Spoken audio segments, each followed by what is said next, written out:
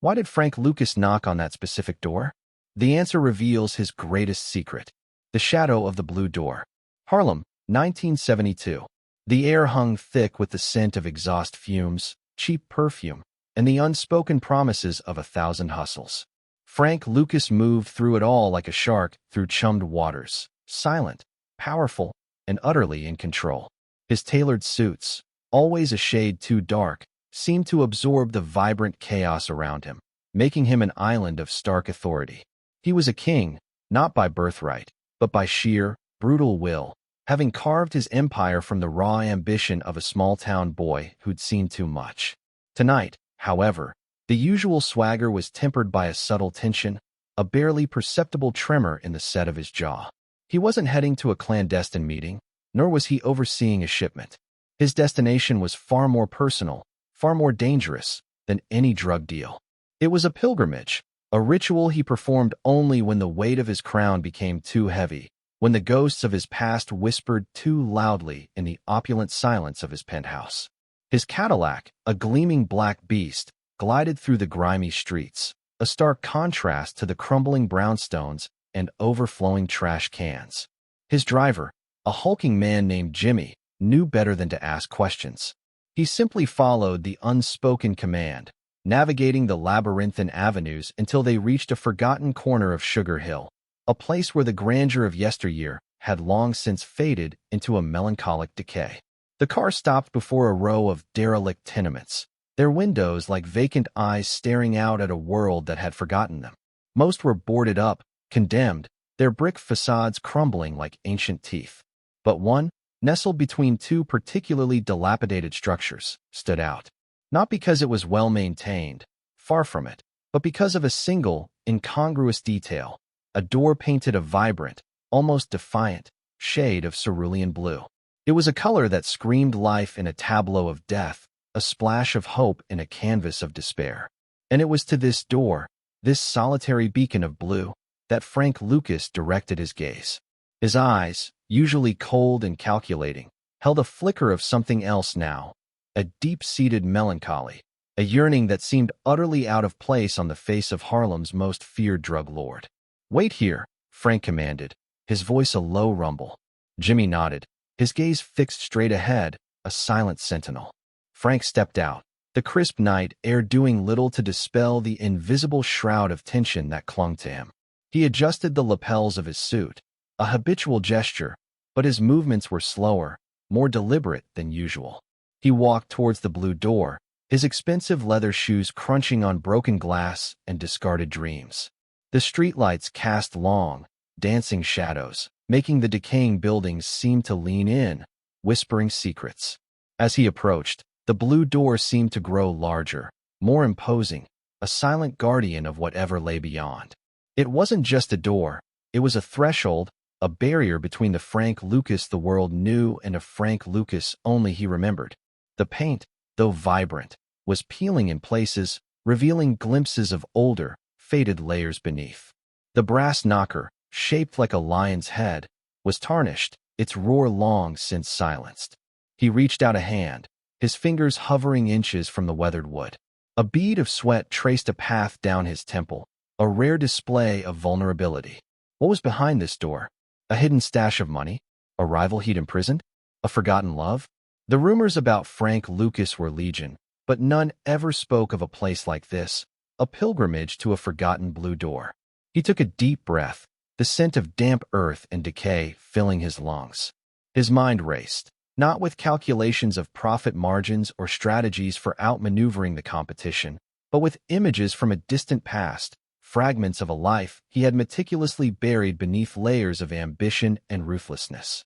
Finally, with a resolve that seemed to cost him dearly, he raised his hand. His knuckles, scarred from countless battles, both literal and metaphorical, made contact with the cold, hard wood. Knock, knock, knock. 3 deliberate raps, echoing in the oppressive silence of the street. The sound was surprisingly loud, a stark punctuation mark in the quiet night. It hung in the air, a challenge, a plea, a desperate act. He waited, his posture rigid, his breath held. The seconds stretched into an eternity. No light flickered in the windows above. No sound of footsteps approached from within. The blue door remained stubbornly shut, a silent, unyielding sentinel. Frank Lucas, the man who commanded armies of dealers and intimidated judges, stood there, exposed, vulnerable, waiting for an answer that might never come. The mystery of the blue door deepened with every passing moment, hinting at a secret far more profound than any illicit fortune. What could possibly lie behind this unassuming portal that held such sway over the King of Harlem? And why, after all these years, did he still feel compelled to knock? If you're captivated by the enigma of Frank Lucas and the secrets he holds, don't miss a single twist. Sign up for our exclusive newsletter to get early access to news stories, behind-the-scenes insights, and more gripping narratives delivered straight to your inbox. Join our community of suspense lovers today. The silence that followed Frank's knock was not empty. It was pregnant with history, with unspoken words and forgotten dreams. He stood there, a statue carved from granite and regret, his gaze fixed on the blue door. The vibrant hue, once a symbol of defiance, now seemed to mock him, a cruel reminder of a past he had tried so desperately to outrun. His mind drifted back, a torrent of memories unleashed by the simple act of knocking. Before the tailored suits, before the millions, before the name Frank Lucas struck fear into the hearts of men, there was Frank Lucas, a boy from La Grange, North Carolina. A boy who witnessed his cousin murdered by the KKK, an act that seared a permanent scar on his soul and ignited a fire of vengeance and ambition that would burn for decades. He remembered the move to Harlem, a wide-eyed country boy thrust into the roaring furnace of the city. He'd learned quickly, under the tutelage of Bumpy Johnson, the legendary crime boss. Bumpy had taught him the rules of the game, the art of the hustle, the delicate balance between respect and fear. But Bumpy had also taught him something else, something Frank rarely acknowledged: the importance of a code, a certain kind of honor, even in a dishonorable world. The blue door wasn't connected to Bumpy, not directly. It was tied to an earlier time, a brief, fragile period before the darkness fully consumed him. A time when he still believed in something other than power and money. He remembered her. Her name was Lena. She was a seamstress, quiet and unassuming, with eyes that held the warmth of a summer day and a laugh that could chase away the shadows. He'd met her in a small diner, far from the smoky backrooms and loud juke joints where he usually conducted his business. She saw him not as the rising enforcer, but as Frank, a man with a quiet intensity and a surprising gentleness that he reserved only for her. Lena lived in this very building, in the small apartment behind the blue door. She had painted it herself, a splash of color to brighten the drab hallway, a symbol of her quiet optimism. "It reminds me of the sky on a clear day," she'd said, her fingers tracing the fresh paint. "A promise of something beautiful, even when everything else feels gray." Frank had scoffed then, his hardened cynicism already taking root. But he'd watched her, fascinated by her unwavering spirit, her ability to find beauty in the mundane. He'd spent countless evenings in that small apartment, the scent of her homemade cooking filling the air, the sound of her soft humming a balm to his restless soul. It was a sanctuary, a brief respite from the brutal reality of his burgeoning empire. He remembered one particular evening, a cold winter night. He'd come to her, his hands still trembling from a violent encounter, his mind reeling from the choices he was making. He'd wanted to confess, to lay bare the ugliness of his life, to see if her light could still touch his darkness. But he couldn't. The words had choked in his throat. Instead, he'd simply held her, burying his face in her hair, inhaling the scent of lavender and hope. Lena, sensing his turmoil, had simply stroked his hair, her touch gentle and reassuring. "Whatever burdens you carry, Frank," she'd whispered, "you don't have to carry them alone. There's always a way back to the light." He hadn't believed her then. He'd chosen the path of darkness, convinced it was the only way to survive, to thrive, to ensure no one would ever hurt him or his again. He'd left Lena shortly after, convinced that his world would only taint hers. He'd told himself it was for her own good, a lie he'd repeated so often it had almost become truth. He'd moved on, ascended, built his empire, but the memory of her, and that blue door, had remained, a persistent ache in the deepest corners of his heart. Now, standing before it, the The silence was broken only by the distant wail of a siren, a stark reminder of the world he inhabited. He knocked again, a little softer this time, a plea rather than a demand. He wasn't sure what he expected. Lena would be an old woman now, if she was even still alive. He hadn't seen her in decades. He hadn't dared to look. The door remained closed. No sound, no movement, just the oppressive weight of his own memories. He felt a familiar pang of regret, a bitter taste in his mouth. He had chosen power over peace, wealth over warmth. And for what? To stand alone before a silent blue door, haunted by the ghost of a life he could have had? He was about to turn away, the familiar coldness beginning to seep back into his bones, when he heard it. A faint creak, like old bones shifting. Then, a soft, almost imperceptible click. The blue door, after all these years, was slowly, hesitantly, opening. A sliver of light, warm and yellow, spilled into the dark hallway. And in the opening, framed by the peeling blue paint, stood not Lena, but a young woman. Her hair was a cascade of dark curls, her eyes a startling shade of hazel, and on her face, a faint, almost imperceptible scar above her left eyebrow. A scar Frank knew intimately, a scar he had accidentally caused during a playful moment in that very apartment, so many years ago. The woman looked at him, her expression a mixture of surprise and caution. She couldn't have been more than 25. She looked nothing like Lena, and yet, there was something in her eyes, a familiar spark of warmth and resilience, that sent a jolt through Frank Lucas. "Can I help you?" she asked, her voice soft, but with an underlying strength that reminded him of someone he once knew. Frank Lucas, the man who never faltered, found himself speechless. The blue door had opened, but the answer it held was far more complex and far more personal than he could have ever imagined. What do you think Frank Lucas will say to the young woman? Share your theories in the comments below. We love hearing your thoughts and predictions as the mystery unfolds. Frank Lucas, for perhaps the first time in decades, felt a tremor of genuine fear. Not the fear of a rival, or the law, or a double cross. This was a fear born of vulnerability, of a past he thought he had meticulously buried, now standing before him, alive and breathing. The young woman in the doorway, with her hazel eyes and that faint scar, was a living echo of Lena, a ghost made flesh. He cleared his throat, his voice rougher than he intended. I apologize. I must have the wrong address." It was a lie, a reflex, a desperate attempt to retreat into the shadows he knew so well. The woman's brow furrowed slightly. "This is 14B, she said, her voice gentle but firm. "Are you looking for someone specific?" Frank's gaze swept past her, into the small, dimly lit apartment. It was exactly as he remembered it. The worn floral wallpaper, the small, cluttered bookshelf, the faint scent of cinnamon and old paper. A wave of nostalgia, sharp and painful, washed over him. I used to know someone who lived here," he managed, his eyes returning to hers. "A woman named Lena."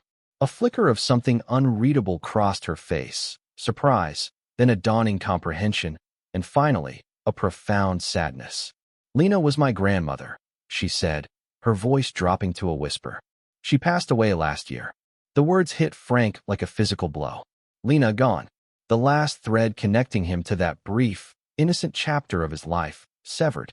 He felt a hollow ache in his chest, a grief he hadn't realized he was carrying. He had always imagined her here, behind this blue door, a constant, quiet presence in the back of his mind. "I'm so sorry," he said, the words feeling inadequate, hollow. She was a very special woman. The young woman studied him, her gaze piercing. "You knew my grandmother?" she asked, a hint of suspicion in her tone. She didn't talk much about her past, especially not about visitors. Frank knew he couldn't lie now. Not to her. Not about Lena. "My name is Frank," he said, extending a hand. "Frank Lucas. We were close a long time ago." She hesitated for a moment, then took his hand. Her grip was surprisingly firm. "I'm Maya," she said. "Lena's granddaughter." Maya. A beautiful name. He noticed the way her fingers brushed against his, the faint warmth of her skin. He saw Lena in her eyes, in the curve of her smile, in the quiet strength that radiated from her. "Maya," he repeated, testing the name on his tongue. "You have her eyes." A small, sad smile touched Maya's lips. "Everyone says that." She was a wonderful grandmother. She taught me everything. Her gaze lingered on his face, a thoughtful, searching look. You look familiar, Mr. Lucas. Did you ever work with my grandmother? She was a seamstress. Frank almost laughed, a bitter, humorless sound. Work with her? He had been building a criminal empire while she stitched clothes. No, Maya. Our paths were different, but she was a light in my life during a very dark time. He paused. Then, compelled by an urge he couldn't explain, he asked, why did she keep the door blue? Maya's eyes softened. She always said it was a reminder of hope, of a promise. She said someone once told her that even when everything else was gray, there was always a clear sky somewhere. She looked at him, a spark of recognition finally igniting in her eyes. Wait, that was your phrase, wasn't it? She had a small, faded photograph tucked away in her Bible. A picture of a young man, handsome, but with a troubled look in his eyes. She never told me who he was, but she always said he was the one who taught her that phrase, the one who painted the door with her. Frank felt a lump form in his throat. He remembered that day, a rare moment of lightness. He'd helped her paint the door, a clumsy attempt at domesticity, his hands more accustomed to wielding a gun than a paintbrush. He'd told her about the clear sky, a fleeting moment of vulnerability he'd shared. He hadn't known she'd kept his words, or his image, for all these years. She kept my picture? He asked, his voice barely a whisper. Maya nodded. She cherished it. She said he was the one who showed her that even the darkest clouds could have a silver lining. She always hoped he'd find his way back to the light. The words were a dagger to his heart. Lena, even after all these years, had held on to hope for him, for the young man he once was, before the ruthlessness had hardened him, before the empire had consumed him. Did she ever talk about me? Frank asked, his voice thick with emotion. Maya looked down, her fingers tracing the peeling paint on the blue door. She said he was a good man, deep down, but he was lost. She prayed for him every single day. She looked up, her hazel eyes filled with a profound understanding. She said he had a secret, a burden he carried alone, and that one day, if he was brave enough, he would come back to this door and finally let it go. Frank stared at her, stunned. Lena had known. She had understood the weight he carried, the secret that gnawed at his soul, and she had left a message, a silent invitation, waiting for him behind the blue door. The door wasn't just a memory. It was a testament, a final act of love and forgiveness from a woman he had abandoned. The true secret wasn't just what was behind the door, but why he had to knock. It was Lena's enduring faith, her silent plea for him to find redemption. And now, standing before her granddaughter, Frank Lucas realized that the greatest secret wasn't a hidden fortune or a dark deed, but the fragile, buried hope for a different life, a life he had once shared, however briefly, with Lena. Did that revelation hit you as hard as it hit Frank? If you're feeling the emotional weight of this story, show your appreciation. Give this chapter a like to let us know you're enjoying the journey. The weight of Maya's words settled heavily on Frank Lucas. Lena's enduring hope, her silent prayer for his redemption, was a revelation that shook him to his core.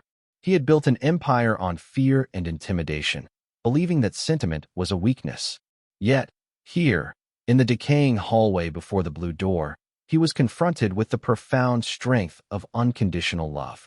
She prayed for me, Frank repeated, the words tasting foreign on his tongue.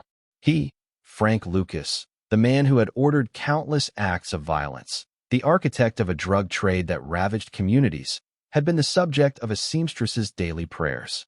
The irony was a bitter pill. Maya nodded, her gaze unwavering.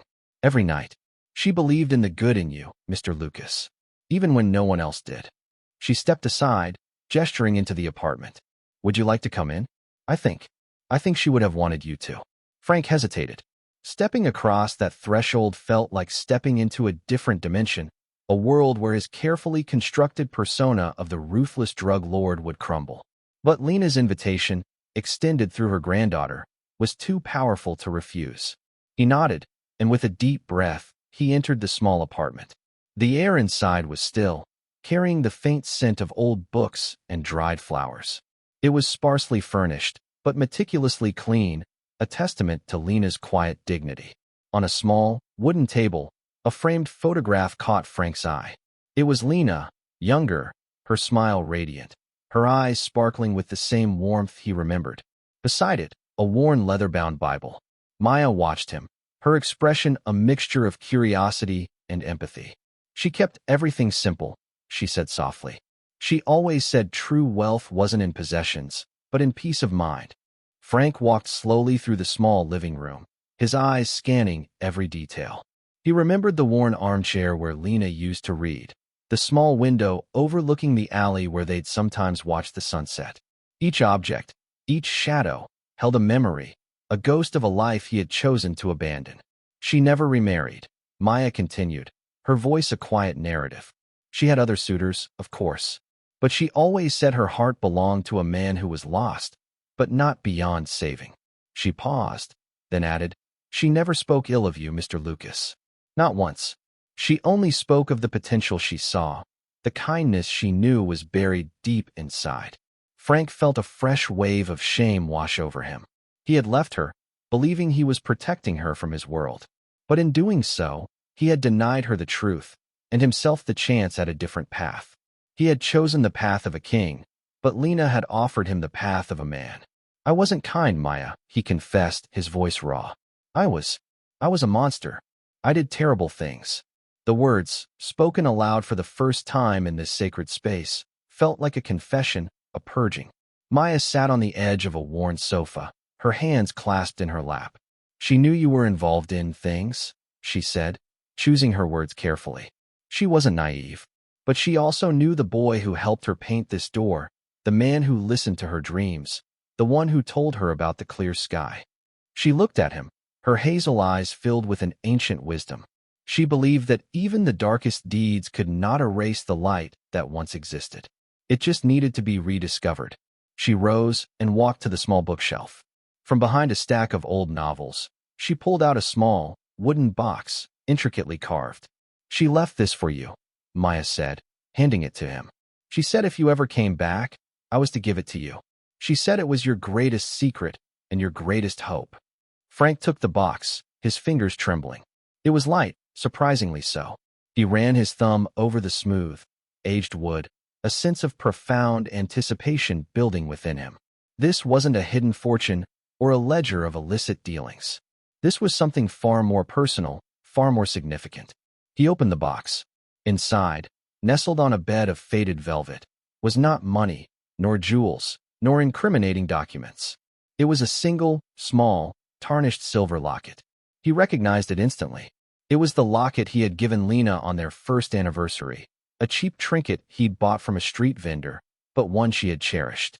He opened the locket. On one side, a tiny, faded photograph of a young Frank Lucas, his eyes still holding a flicker of innocence.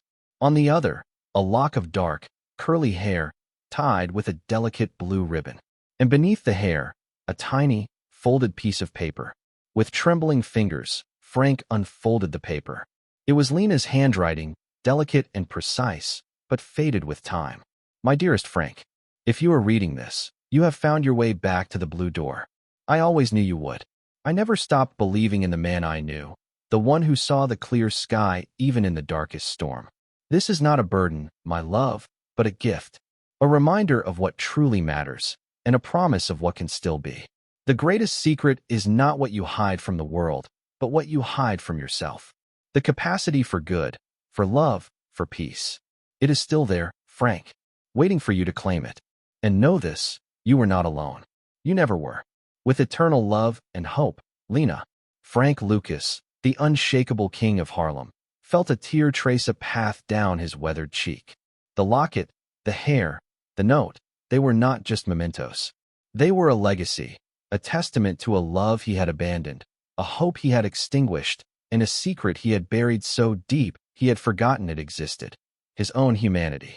The greatest secret wasn't a hidden treasure, but the profound, enduring love of a woman who saw beyond his monstrous facade, and the fragile, buried hope for redemption that she had kept alive for him, behind the blue door.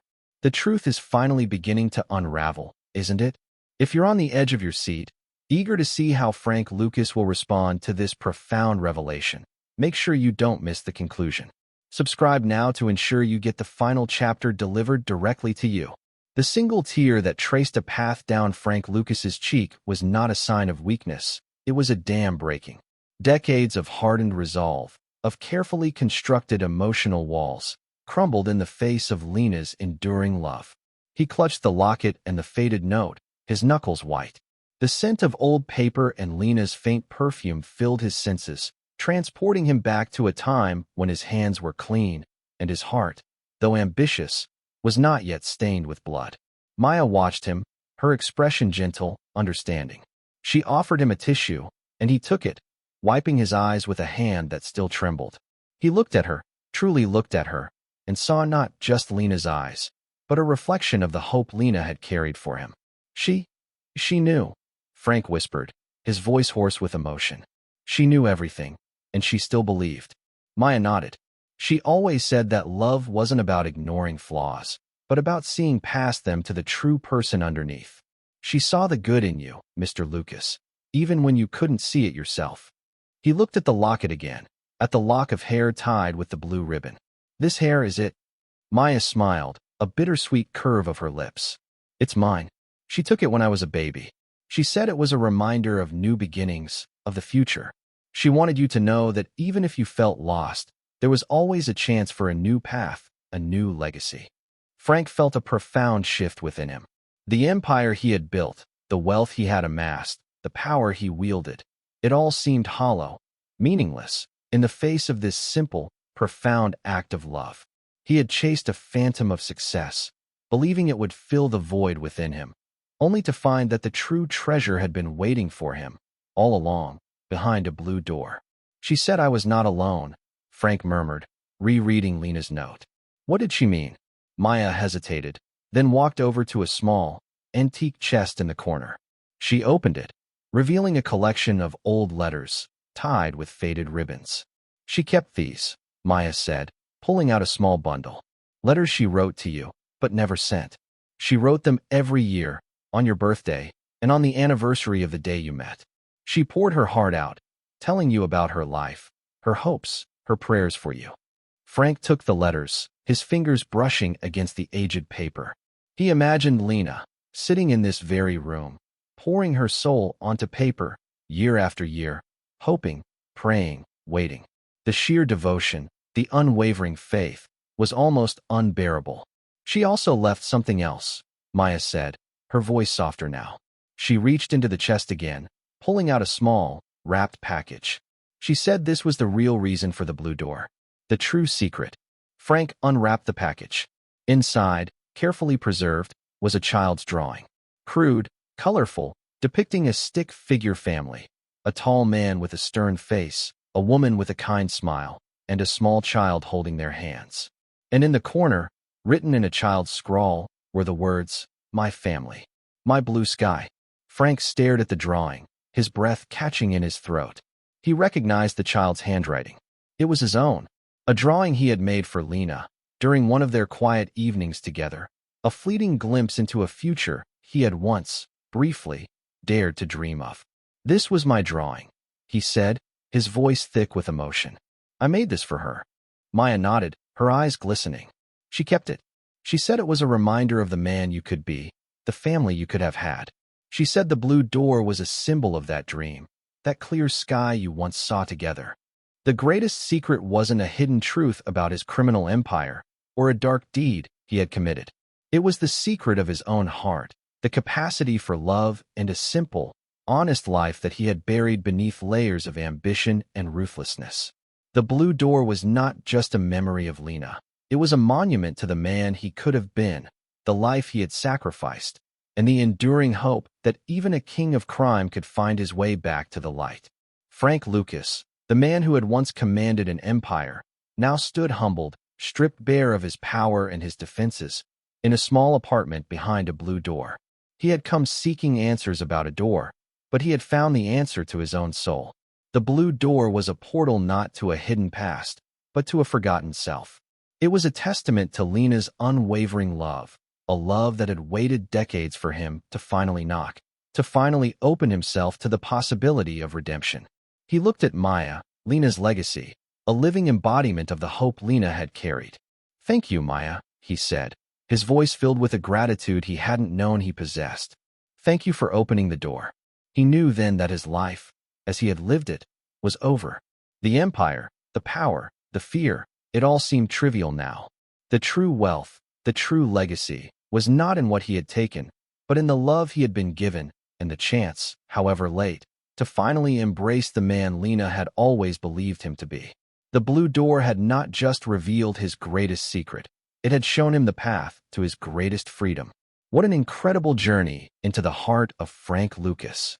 If this story moved you, made you think, or kept you guessing until the very end, please show your support. Like this story, share your thoughts in the comments below, and subscribe to our channel for more captivating narratives that delve into the hidden depths of human experience. Your engagement helps us bring more powerful stories to life.